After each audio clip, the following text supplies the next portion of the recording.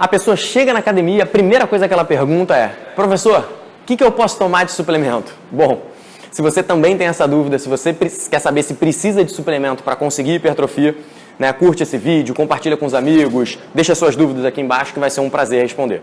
Bom, essa frase para mim ela já começa errada desde o início. Primeiro porque não é um professor de educação física que deveria orientar você com o tipo de suplementação que você tem que fazer, se é que ela é necessária. E por que eu quero dizer isso tudo? Porque assim, o primeiro ponto é que a maior parte dos suplementos vendidos no mercado não faz aquilo que efetivamente diz que ele faz.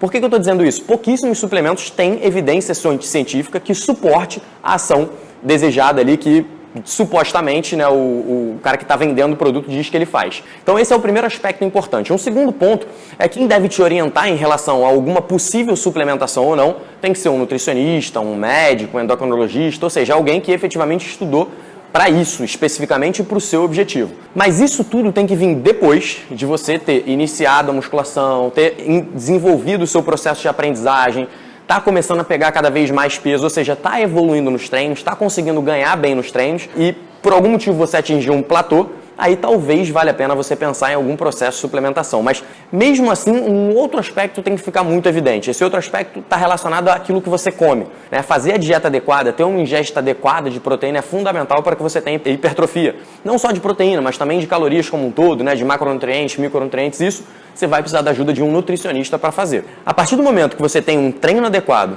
uma dieta adequada, você está evoluindo no processo, que isso é o natural à medida que você começa.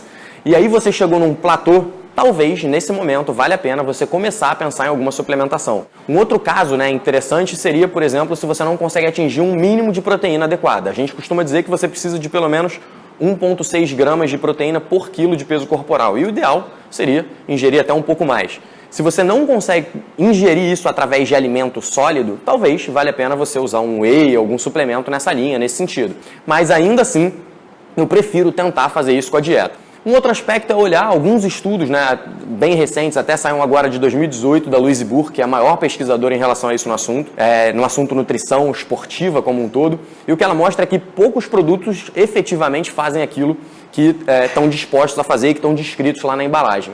Dois desses produtos, duas substâncias que são bem interessantes e que são, assim, né, com pouquíssimo efeito colateral, seriam, por exemplo, a creatina e a betalanina. A creatina é um dos compostos mais estudados, né, um dos que mais foi estudado. A gente já sabe muito bem tudo aquilo que ela faz e os possíveis malefícios dela. E ela tem efeitos comprovados, né, assim, importantes em relação à hipertrofia, por exemplo. Assim como a betalanina, está havendo uma crescente produção científica a respeito dela. Mas não importa, assim, né? Você só vai começar a usar qualquer tipo de suplemento à medida que você tem necessidade, à medida que o próprio treino e a dieta adequados já não estão mais surtindo o efeito que você gostaria. Porque é normal, a gente atinge um platô, a gente atinge um momento em que a nossa capacidade genética natural tende a estagnar. E é óbvio que para você conseguir ganho dali para cima vai ser muito difícil de uma maneira talvez natural. E aí, nesse momento, talvez vale a pena você pensar em algum suplemento. Fora isso, é a última coisa que você tem que fazer. Foca na dieta, foca no treino, foca naquilo que você efetivamente tem que fazer, que é o mínimo, e aí sim vale a pena. Uma coisa que é importante frisar é que você precisa estar em balanço calórico positivo. O que significa isso? Você efetivamente precisa comer um pouco mais de calorias do que as suas funções vitais. Se você tem um gasto calórico diário de 2.000 calorias, por exemplo, você precisa consumir um pouco mais do que isso para que o seu músculo efetivamente possa crescer, para que você possa estar num processo de construção.